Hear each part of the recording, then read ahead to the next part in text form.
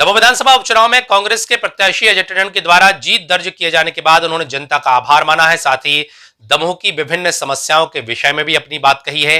क्या कुछ कहा अजय टंडन ने, आइए आपको सुनाते हैं। कि इस दमोह में एक ही थी, क्या बता नहीं, अब नहीं आती समझ में। यंग है, संघर्ष करना चाहिए। चिपका नहीं दिया कांग्रेस ने, तो जाके भिजवाया भाई।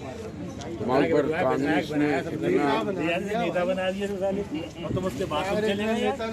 अरे यार, एक परिवार में थी सीमा होती है। आपने कितना बड़ा है। देखिए, सबसे पहले तो हम धन्यवाद देना चाहेंगे अपने प्रदेश अध्यक्ष जी को, कमलनाथ जी को, कि उन्होंने हमारे ऊपर विश्वास किया और हमें कांग्रेस का उम्मीदवार बनाया।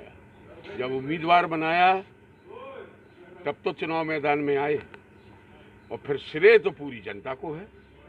पूरी जनता, दमोह की जनता ने अपना स्नेह दिया, और एक टंडन परिवार के ऊपर जनता ने एक विश्वास की मोहर लगाई कि ये परिवार एक ऐसा परिवार है। कल भी मैंने कहा था, हमारे पूर्वजों ने हमेशा दमोह की सेवा की। आपने पूछा है ना कि श्रेय किसको दे दे।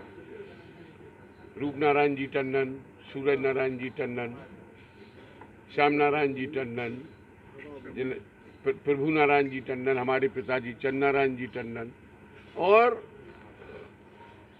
ऐसे और भी जो आज टंडन परिवार के सदस्य दुनिया में नहीं है। वो एक दमोह की जनता को अपना घर मानते थे। वही स्नेह प्यार जनता ने विश्वास करके मेरे ऊपर दिया। आप देखिए, हमने कल भी कहा था, हमने डॉक्टर अनिल टंडन जी को और विपिन भाई साहब को स्पेशली याद किया था आप लोगों के उससे। देखिए, व्हील चेयर पे मुझे जाना चाहिए था बिल्डिंग, मेरा समय तय था, लेकिन यहाँ रोज सुबह से लोग आने लगे और रात के 2 बज गए थे। तो पूरा श्रेय दमोह की जनता को है कि दमोह की जनता ने ईमानदारी पूर्वक लड़ाई लड़के एक ईमानदार व्यक्ति को आपके बीच में भेज दिया। अब आगे किस तरह की योजना तो हमने बना रखी है। सबसे पहले नंबर तो जो एक ये महामारी है उससे जूझना है। इसके अलावा महामारी पे तो फोकस है, लेकिन और भी तो समस्याएं हैं, और भी तो सिस्टम में हर चीज को लाना है। युवाओं को रोजगार मिले, महिलाओं का सम्मान रहे, बुजुर्ग परेशान ना हो। सबसे बड़ी बात तो चलिए बुजुर्गों के सम्मान की है, और अगर मैंने उन्हें सम्मान नहीं दिया इस अपनी उम्र के पड़ाव में, तो आप बताइए उन्हें सम्मान कौन देगा। नई युवा पीढ़ी को उनका कार्यकाल नहीं मालूम। मेडिकल कॉलेज क्या लगता है आ पाएगा, आपकी नहीं आ पाएगा? अब तो मेडिकल कॉलेज उनको लाना ही पड़ेगा। वो भले ही उस समय उनका चुनावी वादा था। अब चुनावी वादा वाकई में वादे में परिवर्तित करना होगा, नहीं तो हमारा युवा खा जाएगा। अब युवा मुंडन करा के पूरी भाजपा का श्री गणेश। भाजपा में अंदर घमासान मचा हुआ को यार, भाजपा वाले जाने, तुम अपनी गुंजा संभाल नहीं पाते, हम लोग ऊपर दोष ठोक देते। भाजपा वाले जाने हैं। आज उसके पहले कि आप ही लोगों के चैनल के माध्यम से, तो देखिए, मैं उस राहुल के विषय में ज़्यादा नहीं कहना चाहता। मैं उसको आज भी अपना भतीजा मानता हूँ। 2 लोग मैदान में उतरते हैं तो एक जीतता है, एक हारता है, लेकिन उसको अभी भी शिक्षा लेना चाहिए। जनता के बीच में वही बात कहना चाहिए जो सही हो, और सही बात जनता को आज नहीं तो कल पसंद आती है। सबसे बड़ा मुद्दा अभी दमोह में जो चल रहा है बस स्टैंड का, इसको लेकर राजनीति भी हुई है। आप बस स्टैंड के लिए क्या करेंगे? बहुत बढ़िया क्वेश्चन है। देखिए, हम ये बिल्कुल नहीं कह रहे हैं आज की यहाँ खड़े होने की स्थिति में कि बस स्टैंड वहाँ रहेगा या यहाँ रहेगा। बस स्टैंड के जितने बस मालिक हैं, बस स्टैंड पे जितने लोग वहाँ पर अपना व्यापार चला रहे, अपनी जीवन रोटी चला रहे, उनके साथ विस्तृत रूप से बैठ के, प्रशासन के साथ बैठ के, क्योंकि अब एक बहुत बड़ी जवाबदारी आ गई, उनके साथ बैठ के समस्या का निदान होगा। अगर लगेगा कि बस स्टैंड यही है, पर्याप्त जगह है, और लगेगा कि नहीं अब बस स्टैंड वहाँ जाना चाहिए, शहर जिस हिसाब से बढ़ रहा है, तो अभी इतनी जल्दी क्योंकि अभी हमने इस तरफ देखा ही नहीं था, अभी हमने इस तरफ सोचा ही नहीं था, क्योंकि मेरे ऊपर कोई ऐसी कोई जवाबदारी भी नहीं थी। उनके साथ बैठ के बहुत बढ़िया और शानदार निर्णय करेंगे, जैसा सब लोग चाहेंगे वैसा हो जाएगा। सबसे बड़ी बात ये थी कि जो हमारे परिवार का समर्पण दमोह की जनता के लिए रहा है, जिसमें कि हमारे पूर्वज प्रभु नारायण जी टंडन, चंद्रनारायण जी टंडन, मेरे पिताजी स्वर्गीय सूरज नारायण जी टंडन, रूप नारायण जी टंडन और श्याम नारायण जी टंडन, उसके अलावा ओंकार नाथ जी टंडन जो कि हमारे ताऊ जी के लड़के थे, निरंकार नाथ जी टंडन, ऐसे हमारे पूरे परिवार के पूर्वज जो कि आज दुनिया में नहीं है। इन्होंने आज नहीं कम से कम 40-45 साल पहले से, जब से दमोह में राजनीति में पदार्पण किया था, तब से लेकर आज तक उनका समर्पण जब तक वो जिंदा रहे दमोह की जनता के लिए रहा।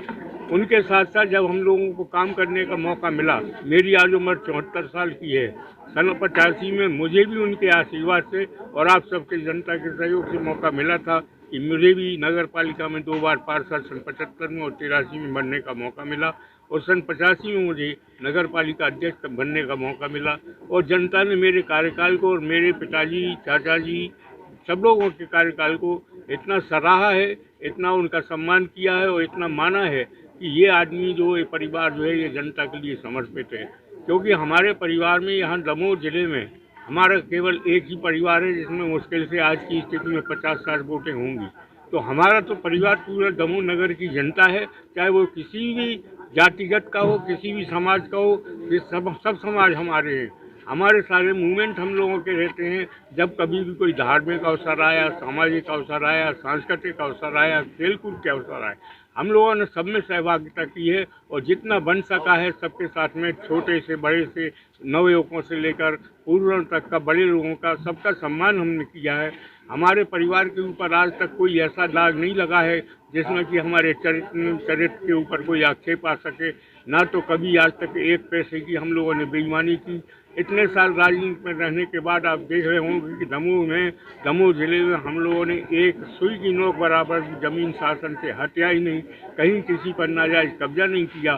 जितना बन सका दमोह की जनता की सेवा की है और उसी पर विश्वास करते हुए मैंने कम से कम सैकड़ों लोगों को, अपने विभिन्न समाज के लोगों को फ़ोन किए और सबने मुझे आश्वासन दिया था कि नहीं, आप सही बात कर रहे हैं, आप सही मांग कर रहे हैं, दमोह की जनता आपका साथ देगी और विजय श्री आपको जरूर प्राप्त होगी। इसलिए हमें विश्वास था कि आज हम चुनाव जीतेंगे। मैं चाहता हूँ अपने मीडिया कर्मियों को, आप सबको, मैं बराबर निरंतर मनीष भाई और लक्ष्मी भाई के संपर्क में रहा फ़ोन पर, और उनसे मैं प्रार्थना करता रहा कि भाई आप लोग सब लोग वहाँ मौजूद रहना।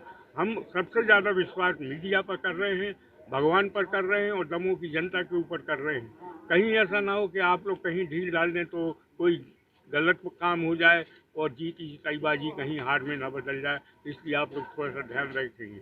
जब बीच में पता चला कि 19 राउंड के बाद उन्होंने, जबकि कांग्रेस का हार शुरू हुई, उसके बाद से उन्होंने आप लोगों को जो रजिस्टर्ड आपका जो बैलेट की जो रिपोर्ट होती वो लेना बंद कर दिया उन्होंने। तो मुझे बहुत शंका हुई, मैंने कहा ये क्या हुआ। बीच में पता चला कि गोपाल भार्गव जी और जो अपने इनके क्या नाम उनका, प्रभारी मंत्री भूपेंद्र सिंह जी, ये दमोह आ रहे हैं। शाम को मुझे 6 बजे करीब पता चला।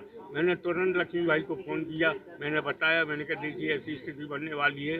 एक तो उनको अंदर जाने मिलेगा नहीं, लेकिन अगर कहीं से भी उन्होंने अंदर जाने की कोशिश की तो ना तो उनके पास कोई पास है एंट्री का, ना उनकी कोई कोविड की रिपोर्ट, जांच रिपोर्ट है।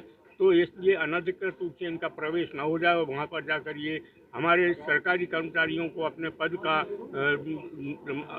के ऊपर विश्वास करते हुए हमारे कर्मचारियों को कहीं डराने धमकाने न लगे, कोई गलत काम के लिए न कहने लगे, इसलिए दबाव ना बना पाएँ, इतना ध्यान रखना भाई। और आप सब लोग लास्ट तक, जब तक की गिनती संपूर्ण ना हो जाए और जब तक के भैया को सर्टिफिकेट ना मिल जाए चुनाव का जीतने का, तब तक आप लोग वहाँ रहेंगे। हमारे मीडिया कर्मी सारे के सारे वहाँ उपस्थित रहे आखिरी तक, इसलिए मैं आप सबको भी इस बात के लिए बधाई देना